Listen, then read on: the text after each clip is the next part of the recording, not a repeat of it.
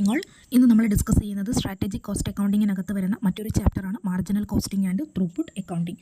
അപ്പോൾ ഈ ഒരു ചാപ്റ്ററിനകത്ത് മാർജിനൽ കോസ്റ്റിംഗുമായി ബന്ധപ്പെട്ടിട്ടുള്ള കുറച്ച് തിയറി ഭാഗങ്ങളും ത്രൂപുട്ട് അക്കൗണ്ടിങ് എന്താണ്, അതിൻ്റെ അപ്ലിക്കേഷൻസ് എന്താണെന്നുള്ളതുമാണ് പറയുന്നത്.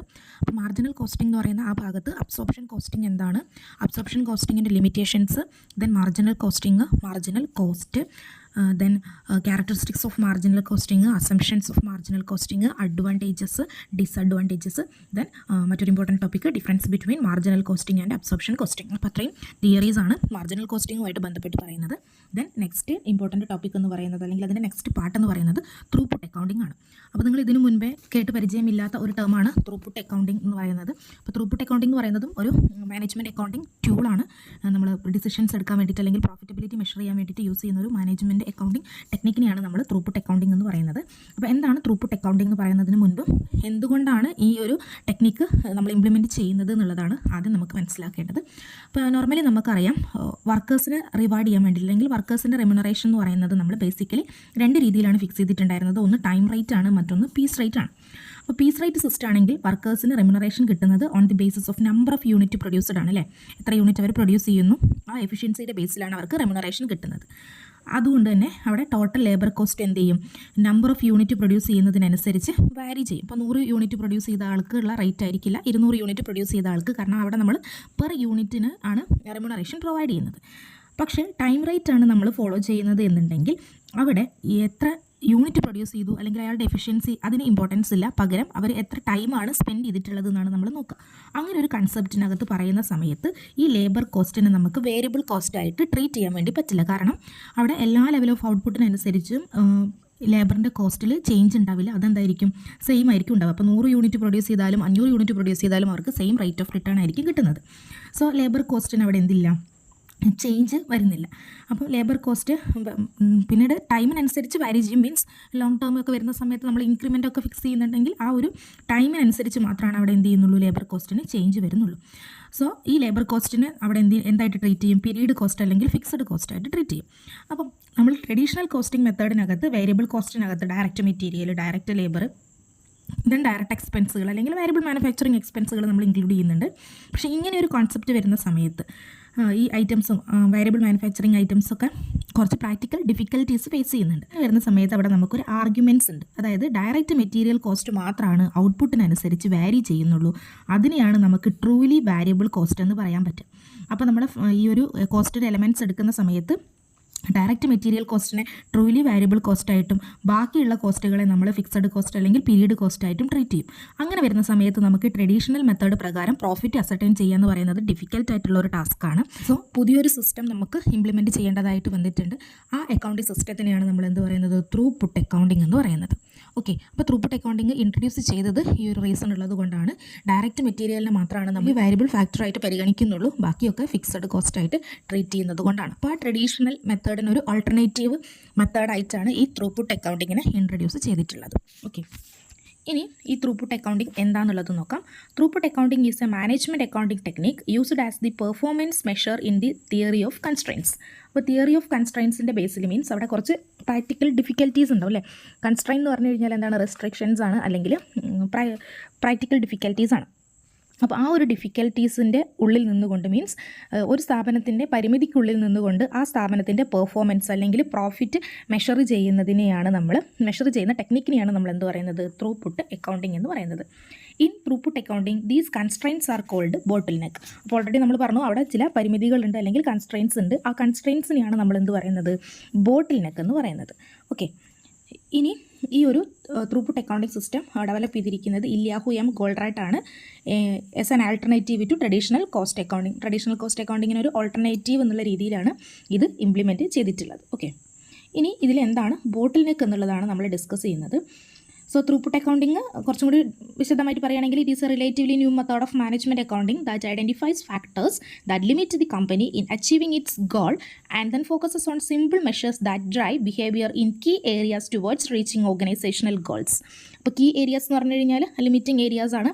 അതിനെ കൂടുതൽ ഫോക്കസ് ചെയ്തുകൊണ്ട് ഓർഗനൈസേഷൻ്റെ ഗോൾ അച്ചീവ് ചെയ്യാൻ വേണ്ടിയിട്ടുള്ളൊരു new method of management accounting ആണ് ത്രൂപുട്ട് അക്കൗണ്ടിങ്.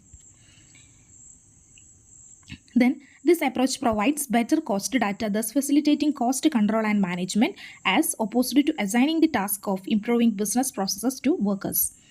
ദെൻ എന്താണ് ബോട്ടിൽ നെക്ക് എന്നുള്ളത് നോക്കാം. അപ്പം ഒരു പിക്ചറൈസേഷൻ ആണ് കൊടുത്തിട്ടുള്ളത്. അവിടെ നമ്മൾ ഇൻപുട്ട് പ്രൊവൈഡ് ചെയ്യുന്നുണ്ട്.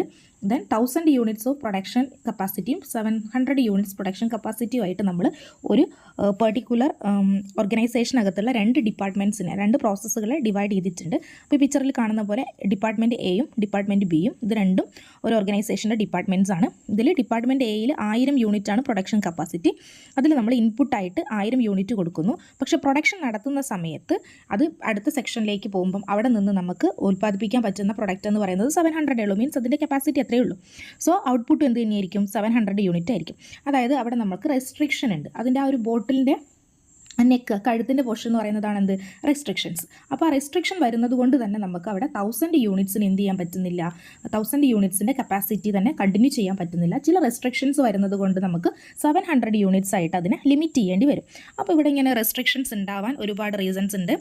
ഓക്കെ, ആ റീസൺസ് പറയുന്നതിന് മുൻപ്, a bottleneck is an activity that places a restriction on a production line or factory, a typical bottleneck being the capacity of a key machine.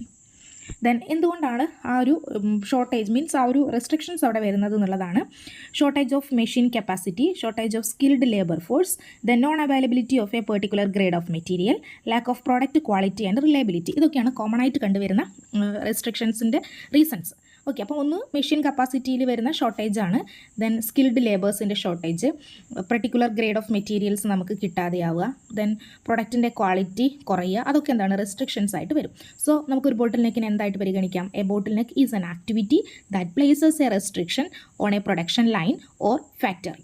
Okay, then next ഈ throughput അക്കൗണ്ടിങ്ങിൻ്റെ components ആണ്. 3 components ആണ് പറയുന്നത്: throughput, investment and operating expenses. അത് എന്താണെന്നുള്ളത് നോക്കാം. Throughput, it is the number of unit of output a company produces and sell over a period of time. അതായത് ഒരു നിശ്ചിത കാലയളവിൽ ഒരു കമ്പനി പ്രൊഡ്യൂസ് ചെയ്യുന്നതോ സെല്ല് ചെയ്യുന്നതോ ആയിട്ടുള്ള ഔട്ട്പുട്ടിനെയാണ്, നമ്പർ ഓഫ് യൂണിറ്റ്സിനെയാണ് നമ്മൾ എന്ത് പറയുന്നത്? ത്രൂപുട്ട് എന്ന് പറയുന്നത്. ഇനി ഈ ത്രൂപുട്ട് ഡിറ്റർമിൻ ചെയ്യാനുള്ള ഒരു ഇക്വേഷൻ ഉണ്ട്. ത്രൂപുട്ട് ടി പി എന്നുള്ളത് മീൻ ചെയ്യുന്നത് ത്രൂപുട്ടാണ്. Throughput is equal to sales revenue minus truly variable cost. അപ്പോൾ ഈ ട്രൂലി വാരിയബിൾ കോസ്റ്റ് എന്ന് പറയുന്നത് നമ്മൾ നേരത്തെ പറഞ്ഞു ഡയറക്റ്റ് മെറ്റീരിയലാണ് ട്രൂലി വാരിയബിൾ കോസ്റ്റ്. അപ്പോൾ ഇവിടെ എടുക്കുന്ന സമയത്ത് ശ്രദ്ധിക്കണം, നമ്മൾ സെയിൽ ചെയ്ത യൂണിറ്റ് മാത്രമാണ് കൺസിഡർ ചെയ്യുള്ളൂ. അതായത് യൂണിറ്റ് സോൾഡ് മാത്രം കൺസിഡർ ചെയ്യുക. നമ്മളിപ്പോൾ ഒരു 100 യൂണിറ്റ് പ്രൊഡ്യൂസ് ചെയ്യുന്നു, അതിൽ 60 നമ്മൾ സെയിൽ ചെയ്യുന്നത് എന്നുണ്ടെങ്കിൽ നമ്മൾ ഏതിനെ മാത്രമേ കൺസിഡർ ചെയ്യുള്ളൂ? 60 മാത്രം, 100 കൺസിഡർ ചെയ്യരുത്. അതാണ് only unit sold are considered എന്ന് പറയുന്നത്. ഓക്കെ, നെക്സ്റ്റ് ഇൻവെസ്റ്റ്മെൻറ്റ് ആണ്. ഇൻവെസ്റ്റ്മെൻറ്റിന് in theory of constraints, investment means inventory. നമ്മൾ തിയറി ഓഫ് കൺസ്ട്രെയിൻസ് പ്രകാരം ഇൻവെസ്റ്റ്മെൻറ്റിന് ഇൻവെൻട്രി ആയിട്ടാണ് ട്രീറ്റ് ചെയ്യുന്നത്. Okay, it simply refers to the money tied up in assets. അപ്പോൾ ഇൻവെസ്റ്റ്മെൻറ്റ് എന്ന് പറഞ്ഞു കഴിഞ്ഞാൽ എന്താണ്? Money tied up in assets ആണ്. ഏതെങ്കിലും അസെറ്റ്സിനകത്ത് നമ്മൾ അസെറ്റ്സ് പർച്ചേസ് ചെയ്താലൊക്കെ അതിന് നമ്മൾ ഇൻവെസ്റ്റ്മെൻ്റ് ആയിട്ടാണ് കൺസിഡർ ചെയ്യുക. അപ്പോൾ നമ്മൾ നമ്മുടെ കയ്യിലുള്ള ക്യാഷ് ഇൻവെസ്റ്റ് ചെയ്തിട്ടുണ്ടെങ്കിൽ അതിനെയാണ് ഇൻവെസ്റ്റ്മെൻറ്റ് എന്നുള്ളത് കൊണ്ട് മീൻ ചെയ്യുന്നത്. ഇനി മൂന്നാമത്തത് operating expenses. Include all the money the organisation spend to generate throughput. അതായത് ത്രൂപുട്ട് ജനറേറ്റ് ചെയ്യാൻ വേണ്ടിയിട്ട് ഓർഗനൈസേഷന് വന്നിട്ടുള്ള എല്ലാ മോണിറ്ററി വാല്യൂസിനെയും നമ്മൾ പറയുന്നത് ഓപ്പറേറ്റിംഗ് എക്സ്പെൻസ് ആണ്. All money the organisation spend to generate throughput. പക്ഷേ അത് എടുക്കുമ്പോൾ ശ്രദ്ധിക്കണം, this include expenses except the total variable expenses. അതായത് ഡയറക്റ്റ് മെറ്റീരിയലിൻ്റെ value means truly variable cost ഒഴികെ ബാക്കി എല്ലാ എക്സ്പെൻസുകളും നമ്മൾ ഏതിൽ പരിഗണിക്കും? ഓപ്പറേറ്റിംഗ് എക്സ്പെൻസിനകത്ത് പരിഗണിക്കും. പ്രോഫിറ്റ് കാണാനുള്ള ഇക്വേഷൻ എന്ന് പറയുന്നത് സെയിൽസ് റവന്യൂവിൽ നിന്ന് നമ്മൾ ട്രൂലി വാരിയബിൾ കോസ്റ്റുകളും ഓപ്പറേറ്റിംഗ് എക്സ്പെൻസും ലെസ് ചെയ്യുക. അതിനെയാണ് നമ്മൾ പ്രോഫിറ്റായിട്ട് ഇവിടെ ട്രീറ്റ് ചെയ്യുന്നത്. Okay, concept of throughput accounting. First one, factory cost are assumed to be fixed cost. Factory cost നമ്മൾ ഫിക്സഡ് കോസ്റ്റ് ആയിട്ട് അസ്യൂം ചെയ്യുന്നു. Inventory level must be kept minimum. Ideal inventory level is 0. Inventory ലെവലിനെ minimum ആയിട്ട് keep ചെയ്യാം. മാത്രമല്ല നമുക്കൊരു ideal inventory level അല്ലെങ്കിൽ ഒരു സ്റ്റാൻഡേർഡ് എന്ന് പറയുന്നത് എന്താണ്? 0 ആണ്. അപ്പോൾ നമുക്കറിയാം ജസ്റ്റ് ഇൻ ടൈം ഒക്കെ ഇൻട്രൊഡ്യൂസ് ചെയ്തതുകൊണ്ട് തന്നെ നമ്മൾ ഒരുപാട് ഇൻവെൻട്രീസ് ഒന്നും സ്റ്റോക്ക് ചെയ്യുന്നില്ല. ഇൻവെൻട്രി ലെവൽ മിക്കവാറും 0 ആയിട്ട് കീപ്പ് ചെയ്യുകയാണ് ചെയ്യാറ്. Then production must be limited to the capacity of a bottleneck resource. But this capacity must be fully utilized. അപ്പോൾ നമ്മുടെ പ്രൊഡക്ഷൻ കപ്പാസിറ്റി നമ്മൾ ബോട്ടിലിനൊക്കെ നമുക്ക് വരുന്ന റെസ്ട്രിക്ഷൻസ് എവിടെയാണോ അവിടെ ലിമിറ്റ് ചെയ്തിട്ടുണ്ടായിരിക്കണം. പക്ഷേ അങ്ങനെ ലിമിറ്റ് ചെയ്തിരിക്കുന്ന ഭാഗങ്ങൾ നമ്മൾ ഫുള്ളായിട്ട് ആ കപ്പാസിറ്റി യൂട്ടിലൈസ് ചെയ്തിട്ടുണ്ടായിരിക്കണം. അപ്പോൾ അവിടെ റെസ്ട്രിക്ഷൻസ് വന്നതുകൊണ്ട് നമ്മൾ നമ്മളുടെ പ്രൊഡക്ഷൻ ലിമിറ്റ് ചെയ്തിരിക്കുന്നു എന്ന് പറഞ്ഞിട്ട് ആ ലിമിറ്റിൻ്റെ അടുത്തേക്ക് പ്രൊഡക്ഷൻ നടത്താതിരിക്കരുത്. ഇപ്പോൾ 100 യൂണിറ്റാണ് കപ്പാസിറ്റി, നമുക്ക് ലേബേഴ്സ് ഇല്ലാത്തതുകൊണ്ട് നമ്മൾ 60 യൂണിറ്റ് പ്രൊഡ്യൂസ് ചെയ്യുമ്പോൾ ആ 60ഉം നമ്മൾ എന്ത് ചെയ്യണം, പ്രൊഡ്യൂസ് ചെയ്തിട്ടുണ്ടായിരിക്കണം. അതിലും കുറവിലേക്ക് പോകാൻ പാടില്ല. Then importance of throughput accounting. Throughput accounting is an important tool of managerial decision making. Then it is the business intelligence used for maximizing profit. Then it is the only accounting methodology that considers constraints factors limiting the performance of organization. The last one, it is used as an internal reporting tool. Next, criticism of throughput accounting ആണ്. It is same as direct costing. ഇത് direct കോസ്റ്റിങ്ങിന് ഈക്വലായിട്ട് വരുന്നൊരു ടെക്നിക്കാണ്. Direct costing assumes contribution margin of product as difference between revenue of product and direct expense. അപ്പോൾ ഇവിടെ നമ്മൾ profit അല്ലെങ്കിൽ കോൺട്രിബ്യൂഷൻ മാർജിൻ കണ്ടുപിടിക്കുന്നത് എങ്ങനെയാണ്? സെയിൽസ് മൈനസ് വേരിയബിൾ കോസ്റ്റാണ്. ഡയറക്റ്റ് എക്സ്പെൻസ് മീൻസ് റോ മെറ്റീരിയലിൻ്റെ